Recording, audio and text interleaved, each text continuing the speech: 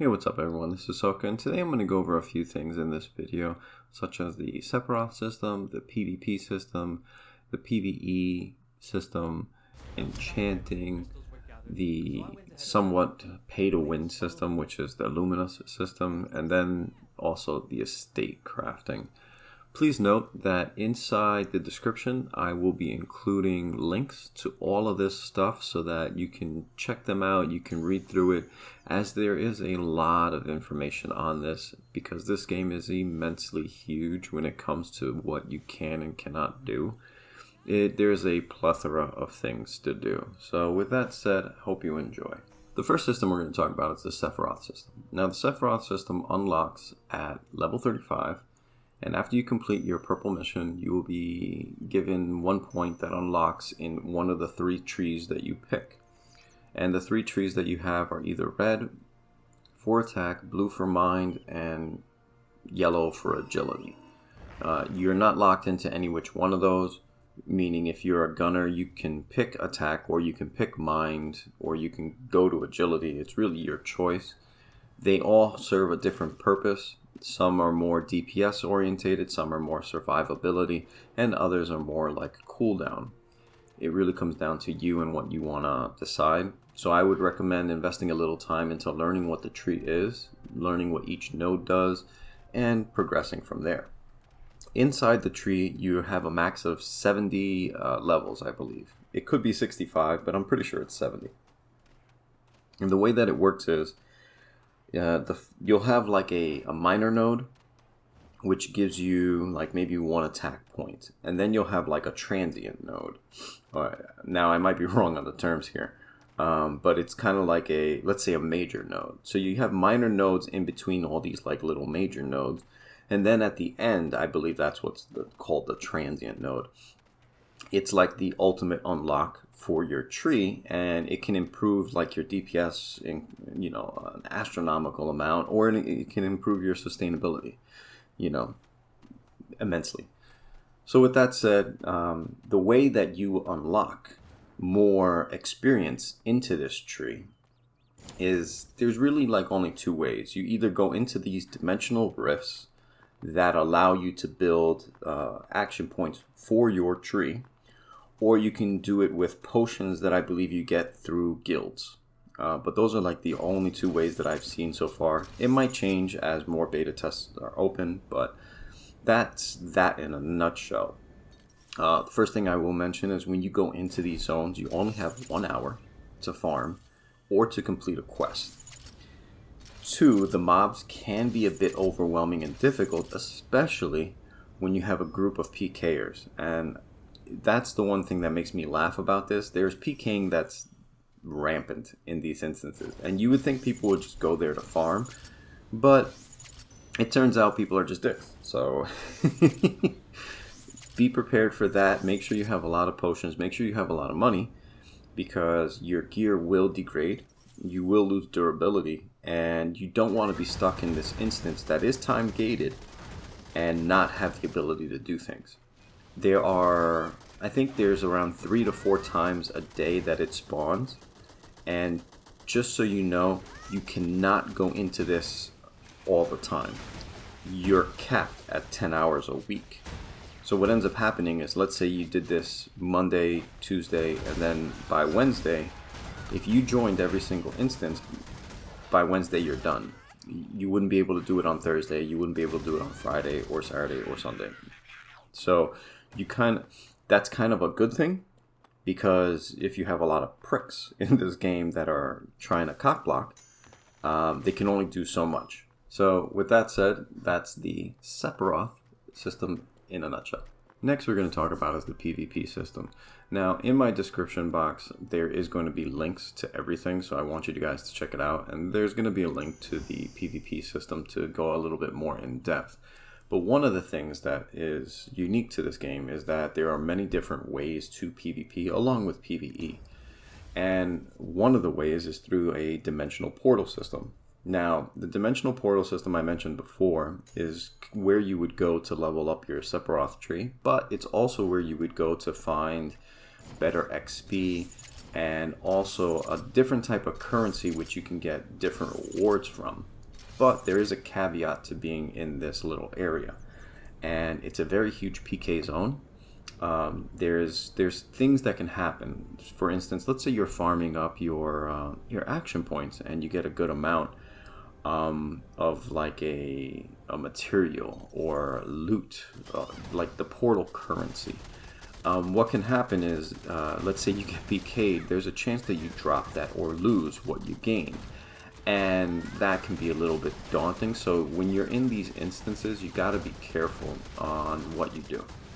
My recommendation or take is you either stay with a group, because there are a lot of PKing going on in this, like an immense amount.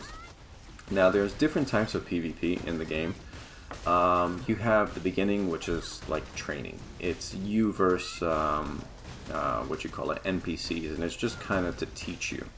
Then there's like this group or free-for-all PvP, which is, 6-player, and or you can do 3v3. And what happens is you join like a little group or like a little instance, and no one knows who the fuck they are, because it doesn't list your name, it doesn't show who you are, and they try to do this to prevent, because this happens in Korea, where a bunch of people will queue up at the same time, and then they'll be in Discord and they'll talk and they'll say, oh, I'm in the left corner, or I'm in the right corner. So that's gonna happen here.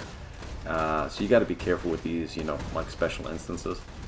But what's really nice about the whole PvP when it comes to those kinds of things is that you only do it so much before your honor points for the week run out, and then there's no point really in doing these instances anymore, because you're not going to gain anything from them, unless you just want to be a griefer. Next you have is like arena PvP, which as what it sounds, 1v1, 2v2, 3v3, that kind of stuff. Then there's the trophy that you get from your first victory in each type of these PvP instances.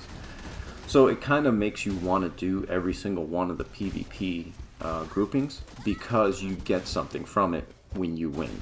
When you lose, you really don't get much. You get a little bit of a benefit, but the benefit really comes down to when you win. Next you have is like these, what you call it, there's just like a Q button, which you can pretty much say, hey, I want to do whatever, and it'll just throw you into whatever is there. And then there's also, you have like faction sieges, which are like 20v20, 25v20, maybe even more. Then there's clan wars. Then there's realm versus realm. Realm versus realm is like the huge one, where you'll do, it's like 100+ people. And then you have your open world conflict, which is just pretty much everyone running around. And that one isn't too bad, because, if you're a PvEer and you're farming and then someone just runs up behind you and kills you, you don't lose experience, you don't lose anything. The only thing is you get a little butthurt and you lose like 1 honor. So it's nothing big or bad. Then, of course, you have, the dimensional portal, which I just mentioned, which you have to be a little bit careful about. And then, aside from that, yeah, there is that's it in a nutshell. It's not, is it fair? To a certain degree, yes, but you're gonna have a lot of people taking advantage of a lot of simple things, just because that's the nature of the beast. So get prepared for that. And there are certain titles you can get if you maintain a high amount of honor, but also understand your honor diminishes, I believe, weekly. So unless you're proactive in this, let's say someone achieves like 30,000 honor points and they're in first place, they're not going to stay there unless they're proactive. So it will diminish and it will knock them down eventually. So that is kind of like a benefit. All right, next we're going to talk about PvE gear or farming. Now this is a little bit more in depth when it comes to just different types of things you can do in the game. And the simple reason for that is that you can, for the most part, getting your gears through PvE content. Questing will give you certain item, such as yellow quest will give you like some blue gear, and then you're going to use that to do your dungeons or instances. That will help you kind of get your purple gear, which will, has better stats, and it's known as heroic. And then there's the last one, which is yellow gear, which is known as mythic. Do not confuse yellow quests. Yellow quests will give you blue shit. And then there are other quests or dungeon instances which will give you purple shit, which is heroic. And then there is the yellow shit, which is mythic. Color coding system, I guess, is just not what we're used to, because, you know, mythic is generally deemed as red. However, they do it here as yellow, but it is what it is. So with that said, there are a group of areas within the Vulpin and Ontari that you can farm for this stuff. So if you want to be in a PvP zone while you're farming, by all means go for it. Or if you want to be in a nice little PvE area, by all means go for it. Doesn't mean that the other faction is going to adhere to your kindness. So it's just going to be rampant. When I say that, I mean PvP is just going to be there. Now, the only thing I can tell you is you can pick certain sections of the map where it's a little bit more difficult for, say, someone who's on the top right-hand corner. They're not going to want to travel all the way down to the left-hand corner if you're farming there just to kill you and get one honor point. It's unless they want to be a complete dick to you. But with that said, PvE farming is rather simple. You pick a content and you hover over the little section of where you're farming, and it will tell you what mobs are in the area and what potentially drops from them. So if you're, let's say, wanting to find a epic, or as they call it, heroic weapon, which is the purple one, it will say, okay, these mobs drop these common items, they drop these uncommon items, but they also drop these rare and heroic. So then you look and you say, okay, cool. From my testing, you will be farming for quite a while before you actually get one of those purple drops. I was able to get a few, but I farmed for a very, very long time. So be ready for the grinding. It is there. Now, the other type of equipment that you can get is known as breakthrough equipment. Now, this generally has higher stats. They have better options, I guess you can say. But you're only allowed to have 3 of them. And you can only have 3 once you achieve certain levels. Like the first one you can get at 35. Second one you can get at 40, and the third one you can get at 45. Please also know there is no level cap in Elyon. It's kind of like BDO. So it's pretty much, the soft cap is around like 40-ish, but you'll see a lot of people go to 45 because they want that third breakthrough item slot. Also know, they're called breakthrough items because the minute they fail, one fail, they're gone. They are destroyed. You don't have them anymore. So you have to be very, very careful when you get these types of gears. And the next thing we're going to talk about is the rune trait system. Now, in Elyon, aside from getting your gear will have certain runes on them. Like, red for attack, orange for, experience and luck drops, and then yellow for some other kind of attribute shit, and then there's, green, and then there's blue, and then there's purple. Generally what happens here, I would go into explaining every single one of them, but there is no point, because here's my little tip and trick for you. Get the yellow one up to 33. That's what you want to do. And the reason why is, when you get 33 yellow attribute points, there is a little skill tree that you can unlock that gives 9 attributes to every single rune. So it's even known on the Korean servers. What everyone does is they generally look to try to get 33 yellow first thing off, so that it unlocks everything else, and then that way the more attributes you have, the more benefits you'll have, such as more attack damage, more HP regen, more defense, more cooldown, more luck drops, more XP, things of that nature. So the rune system in itself has these little runes that drop that you can get from either doing quests, or you can find them from mobs in the wild and whatnot. And you level them up using a powder, a rune powder. Now going up to level 3 of the rune system is relatively easy. However, going from 3 to 4 and above, you can fail, it will break them, and it will revert them down. So what ends up happening is you just lose out when they fail, but you don't lose out a lot. And like I said, the things that you can get from having all of these different types of runes or these different types of trees are HP, evasion, accuracy, crit hit rate, acceleration, yada yada yada. And then next thing, the last thing we're going to do is enchanting. How do you do enchanting inside your gear? Well, enchanting is relatively easy. You just find a weapon enchanter and you use these stones that you can acquire relatively easy throughout the game. Using a basic enchanting stone will only give you a +1 stat. However, if you use the heroic version, which is you take 10 of the regular ones and you convert it to a heroic, you have the ability of getting a +2 enchant. However, if it fails, it can either degrade it by -1, but it also it blocks that stat. You don't have you have a very finite amount of enchants, and it's on the gear. You will see like these little open slots that allow you maybe for, I think it's between 3 and 6. It's random. So when you get the gear, this is random.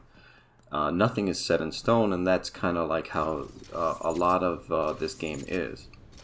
So let's say you find a nice heroic weapon, which is the purple one, and it drops. You look in your inventory, it has a chance of rolling 3 to 6 enchant times that you can try, and then it also has a chance of rolling a random rune on there, meaning red, purple, yellow, orange, green, blue, whatever.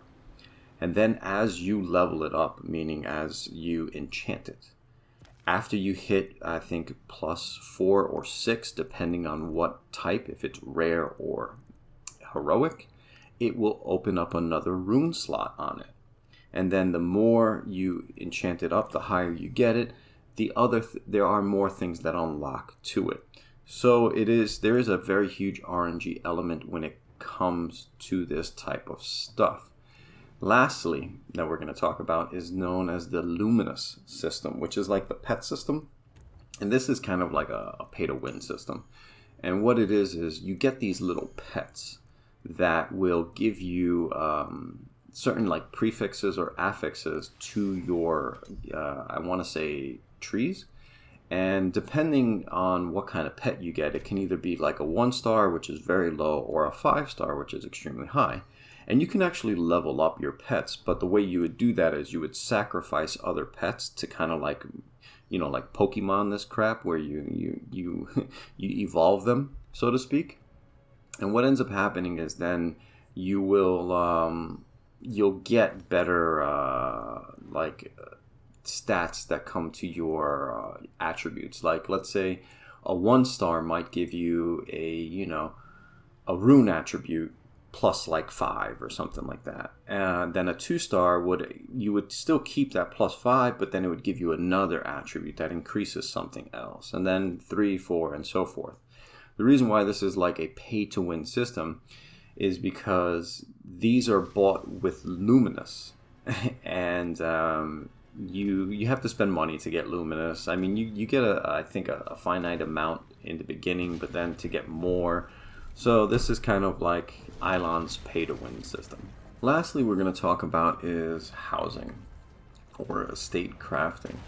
Inside your house, you have many things you can do, such as an Ottoman workshop, or you have upgrades that you can do to your house. You have a lot of decorating things that you can do to your area. There's even a crafting element that you can do. There's a trading element that you can do. I mean, there's many things you can do inside the housing estate.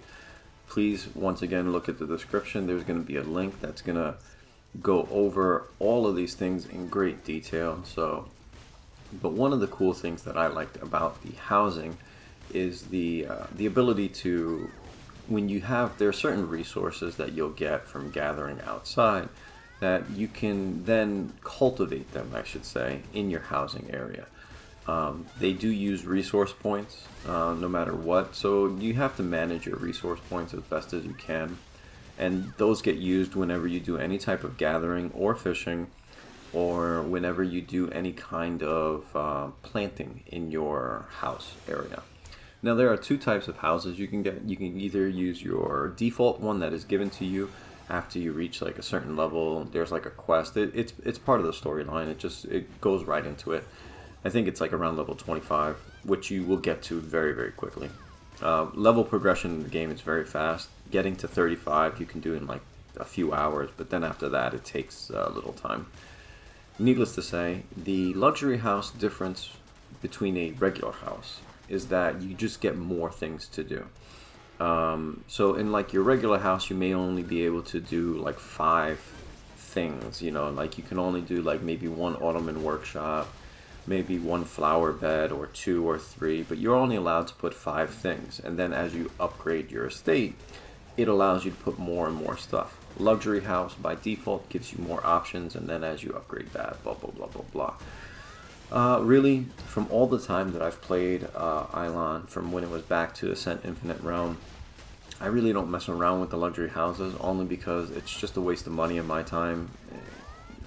I don't focus on the housing element. I focus more on the PvP, the PvE, the dungeons, and whatnot. So if you're one of those people that enjoy the housing aspect, then yeah, it may behoove you to get the luxury one, but just understand there are maintenance fees and there are costs. So you have to, and you will lose your place if you will get evicted. You know, they will throw your ass out. So if you don't pay your bill. With that said, check the link out. It will give you a more in-depth description on all of this. So now I'm going to end this video off with just a dungeon run that I did. This is a level 40 single instance one that you can run. It's rather easy to do once you understand the mechanic. You don't need to be super geared. You just have to understand a few things. I believe they recommend the gear score for this is like 350, and I'm only at 317. And like I said, if you're a good kiting class, this isn't too bad.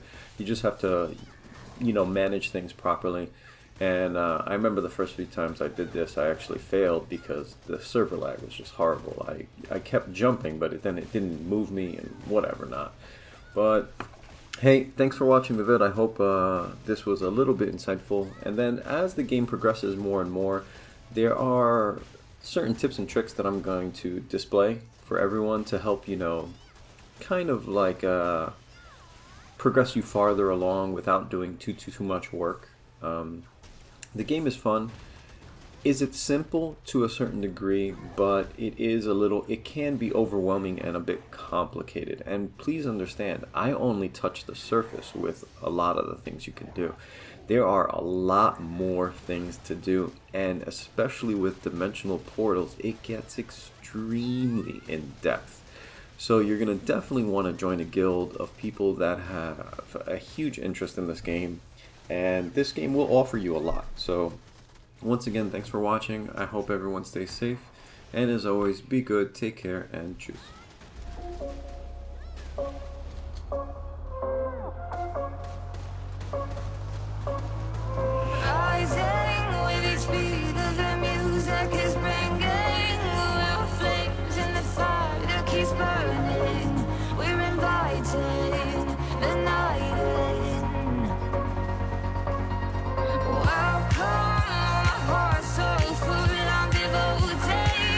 Myself to the night, there's no motive.